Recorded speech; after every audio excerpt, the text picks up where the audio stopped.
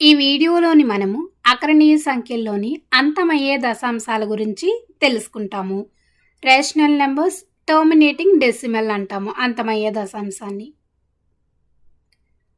0.375, 1.04, 0.0875, 12.5 ఇవన్నీ ఏమిటి? ఈ సంఖ్యల యొక్క ప్రత్యేకత ఏమిటి అంటే వీటిని మనము అంతమయ్యే దశాంశాలు అంటాము. అయితే ఇవి ఎందుకు అంతమవుతున్నాయి, దీనికి ఏమైనా కారణం ఉందా అనేది ఇప్పుడు మనం చూద్దాం. ముందుగా మనం మొదటి దాన్ని తీసుకుంటే 0.375. దీంట్లోని దశాంశ బిందువు తర్వాత 3 సంఖ్యలు ఉన్నాయి కాబట్టి దీంట్లో 3 దశాంశ స్థానాలు ఉన్నాయి అని మనం చెప్పచ్చు.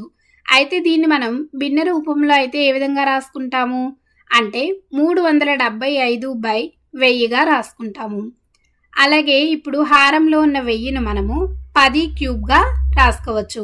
ఎందుకు అంటే 3 దశాంశ స్థానాలు ఉన్నాయి కాబట్టి.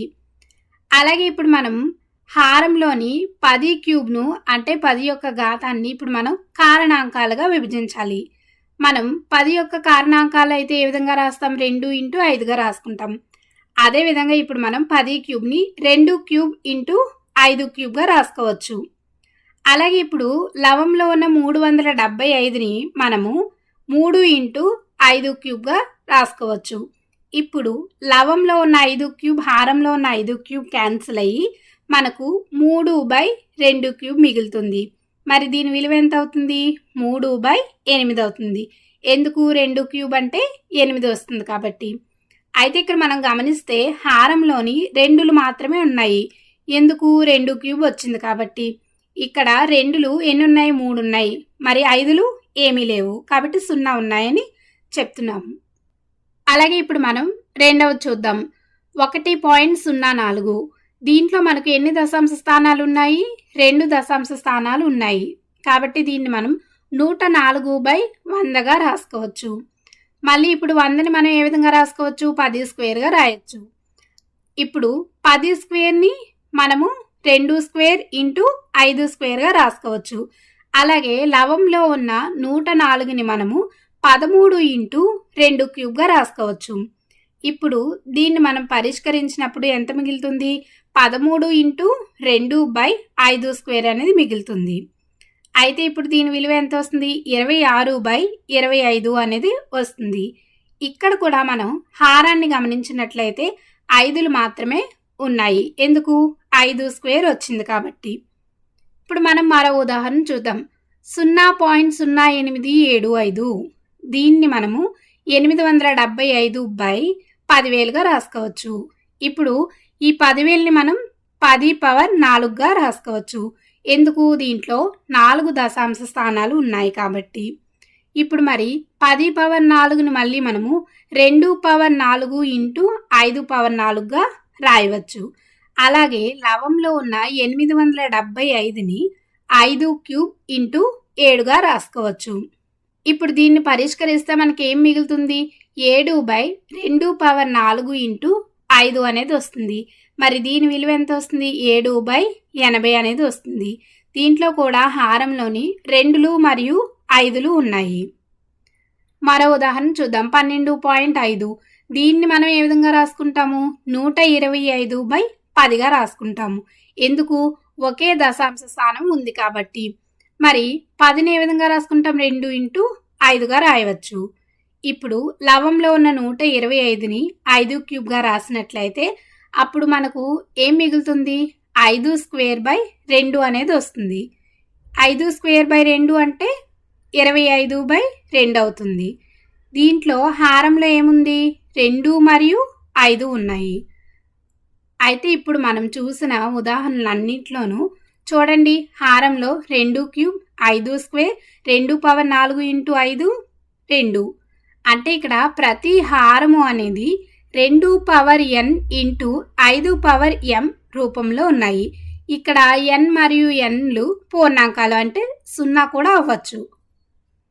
అంటే హారాన్ని 2⁴n × 5⁴m రూపంలో రాయగలిగితే ఆ దశాంశము అంతమవుతుంది అని మనం చెప్పచ్చు.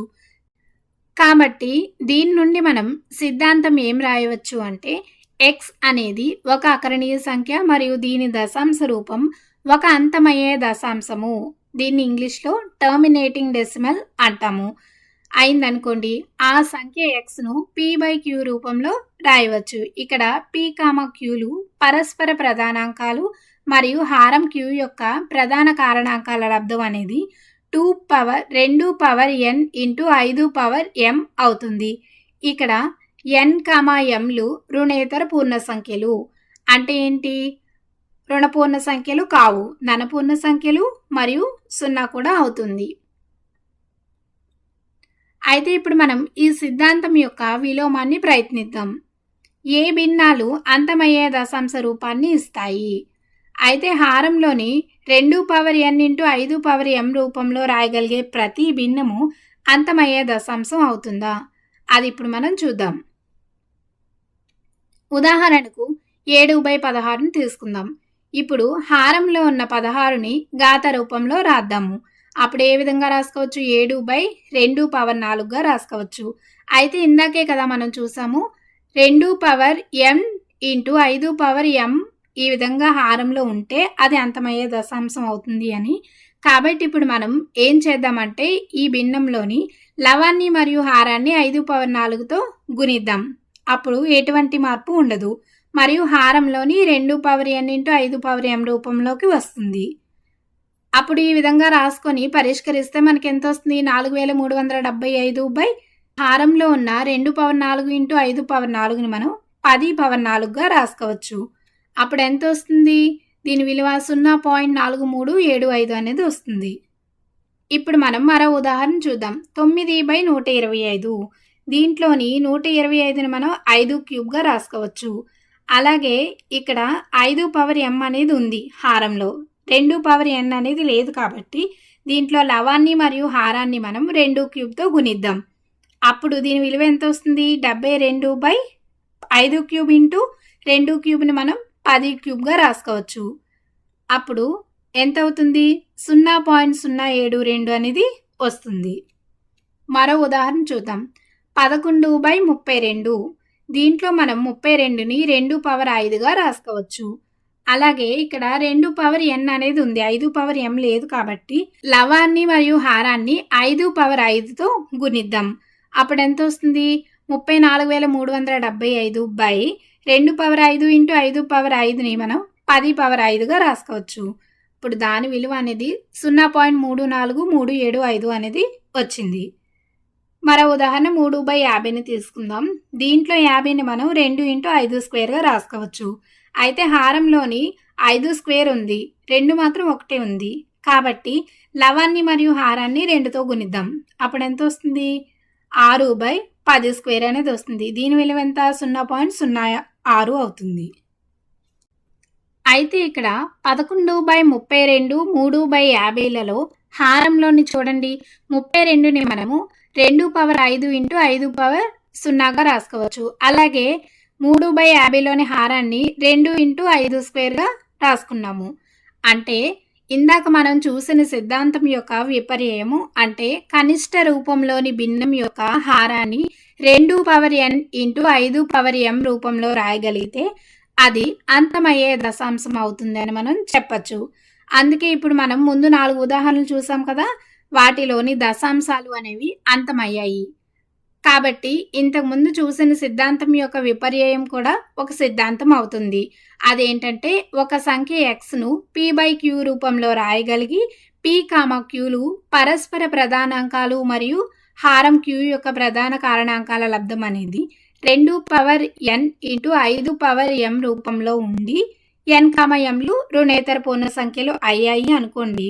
అప్పుడు ఆ ఆకర్ణీయ సంఖ్య x యొక్క దశాంశ రూపము ఒక అంతమయ్యే దశాంశం అవుతుంది అని మనం చెప్పచ్చు. అంటే దశాంశం అంతమైందనుకోండి, ఇవి ఉదాహరణలు. అప్పుడు వాటి యొక్క హారంలోని 2 power n into 5 power m అనేది ఉంటుంది. అలాగే హారము 2 power n into 5 power m రూపంలో ఉంది అనుకోండి, అప్పుడు ఆ దశాంశం అనేది అంతమవుతుంది అని మనం చెప్పచ్చు. అంటే ఈ 2 కూడా ఒకే విషయాన్ని చెప్తున్నాయి. అలాగే ఈ 2 కూడా సత్యమే అవుతాయి.